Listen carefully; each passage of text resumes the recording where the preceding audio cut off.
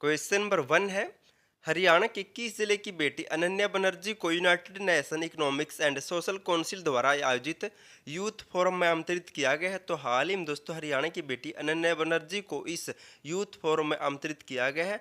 और ये अनन्या कहाँ से बिलोंग करते हैं हरियाणा में? तो इसका राइट आंसर होगा ऑप्शन बी। तो करनाल जिले की रहने वाली है अनन्या बनर्जी, जिसको हाल ही में न्यूयॉर्क में होने वाले यूथ फोरम में आमंत्रित किया गया है। करनाल की बेटी अनन्या बनर्जी को संयुक्त राष्ट्र मुख्यालय न्यूयॉर्क में आयोजित United nation economics and social council द्वारा आयोजित यूथ फोरम में आमंत्रित किया गया है। इसमें Ananya Banerjee innovated unit and transform youth shopping the road to 2030 विषय पर भारत की ओर से दोस्तों चर्चा करेगी, इसलिए मोस्ट इंपॉर्टेंट है, नोट कर लेना है। अनन्या बनर्जी कहाँ से बिलोंग करती है? तो करनाल जिले से बिलोंग करती है। अब करनाल से मिलते जुलते कुछ और पॉइंट जान लेते हैं। प्रधानमंत्री मत्स्य संपदा योजना के तहत करनाल में 50 करोड़ रुपए की लागत से नवीन मछली प्रसंस्करण इकाई केंद्र की स्थापना की जाएगी। हरियाणा पुलिस का संग्रहालय कहाँ पर है? तो मधुबन करनाल में है। केंद्रीय बिजली मंत्री कौन है वर्तमान में? तो मनोहर लाल है, और वह वर्तमान में करनाल से सांसद भी है, नोट कर लेना, इंपॉर्टेंट पॉइंट है। नेक्स्ट है, हरियाणा में साइबर सुरक्षा के लिए कौन सा केंद्र स्थापित किया जाएगा? तो हरियाणा में साइबर सुरक्षा के लिए हरियाणा सरकार ऑप्शन सी डिजिटल कवच साइबर सुरक्षा उत्कृष्टता केंद्र स्थापित करेगी। कौन सा? डिजिटल कवच साइबर सुरक्षा उत्कृष्टता केंद्र स्थापित किया जाएगा हरियाणा में।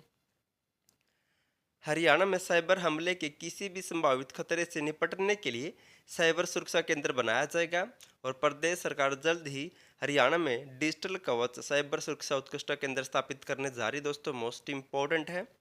अब इनसे मिलते जुलते कुछ और पॉइंट जान लेते हैं। हरियाणा पुलिस डीजीपी अजय सिंघल ने साइबर अपराध और धमकी भरे कॉल पर रोक लगाने के लिए 21 मार्च 2026 को अवैध मोबाइल ऐप लॉन्च किया था। दोस्तों ये ऐप तो मोस्ट इंपॉर्टेंट है, नेक्स्ट एग्जाम में आपको 100% देखने को मिलेगी, तो आपको नोट कर लेना है। 21 मार्च 2026 को लॉन्च की गई है अवैध मोबाइल ऐप, और इस ऐप का काम है साइबर अपराध और धमकी भरे कॉल पर रोक लगाना। अगर आप दोस्तों इस ऐप को अपने फ़ोन में डाउनलोड कर लोगे तो आपको आपके पास दोस्तों कोई भी साइबर अपराध नहीं कर सकता, और ना ही आपके पास दोस्तों कोई 2 नंबर के फ़ोन आएंगे। तो आप इसे आसानी से डाउनलोड कर सकते हैं प्ले स्टोर से अपनी सिक्योरिटी के लिए। और चंडीगढ़ में देश का पहला cyber operations and security centre भी बनाया गया है। और साइबर अपराध से प्रभावी ढंग से निपटने के लिए हरियाणा के सोनीपत, गोहाना और बहादुरगढ़ में 3 नए साइबर अपराध पुलिस थाने भी स्थापित किए जाएंगे। हरियाणा सरकार इनकी घोषणा कर चुकी है। नेक्स्ट क्वेश्चन है, हरियाणा के किस जिले में बहुउद्देशीय पशुपालक प्रशिक्षण केंद्र स्थापित किया जाएगा? तो हरियाणा के किस जिले में बहुउद्देशीय पशुपालक प्रशिक्षण केंद्र स्थापित किया जाएगा? तो इस केंद्र की स्थापना की जाएगी, ऑप्शन है हिसार में। हिसार जिले में दोस्तों बहुउद्देशीय पशुपालन प्रशिक्षण केंद्र स्थापित किया जाएगा।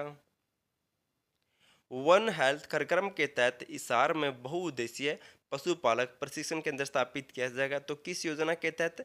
तो वन हेल्थ कार्यक्रम या योजना के तहत हिसार में बहुउद्देशीय पशुपालक प्रशिक्षण केंद्र स्थापित किया जाएगा।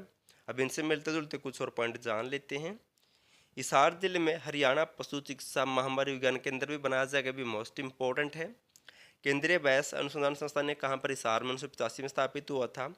राष्ट्रीय आशु अनुसंधान केंद्र का है ये भी हिसार में, 7 जनवरी 1986 को स्थापित हुआ था। इसकी डेट पूछी गई है दोस्तों, फुल 7 जनवरी के साथ में। और केंद्रीय पेड़ प्रजनन फार्म ये कहाँ पर? ये भी हिसार में 1968-70 में दोस्तों ऑस्ट्रेलिया देश के सहयोग से स्थापित किया गया था हिसार में।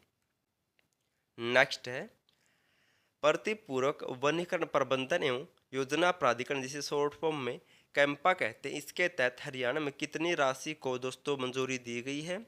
तो इस प्राधिकरण के तहत हरियाणा में ऑप्शन डी 298 करोड़ रुपए की राशि को मंजूरी दी गई है।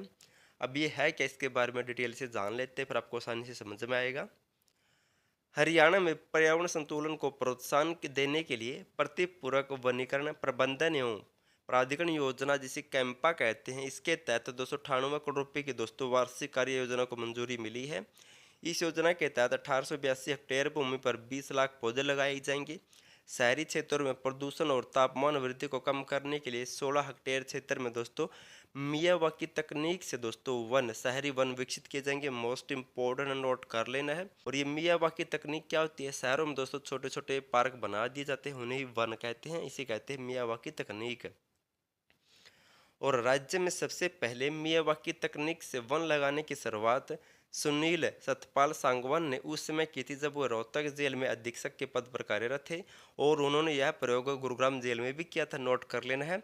हरियाणा में मियावाकी तकनीक से वन लगाने की शुरुआत की थी सुनील सतपाल सांगवान के द्वारा रोहतक में, और बाद में दोस्तों उन्होंने गुरुग्राम में भी इस मियावाकी तकनीक का प्रयोग किया है। लास्ट वीडियो में आपसे क्वेश्चन पूछा था, हरियाणा में कहाँ पर Savitri by Jyotiba Phule group of institution का शिलान्यास किया गया है? तो हाल ही में दोस्तों इसका शिलान्यास किया गया है, कहाँ पर? तो ऑप्शन है बावन, कुरुक्षेत्र के बावन में Savitri by Jyotiba Phule group of institution का शिलान्यास किया गया है। और दोस्तों इस सावित्री बाई फूले के द्वारा एक पुस्तक लिखी गई थी, कौन सी? गुलामगिरी। गुलामगिरी पुस्तक लिखी गई थी इसके द्वारा, कब? 1873 में दोस्तों, और ये पूछी जा चुकी है, एसएससी के द्वारा, नोट कर लेना है।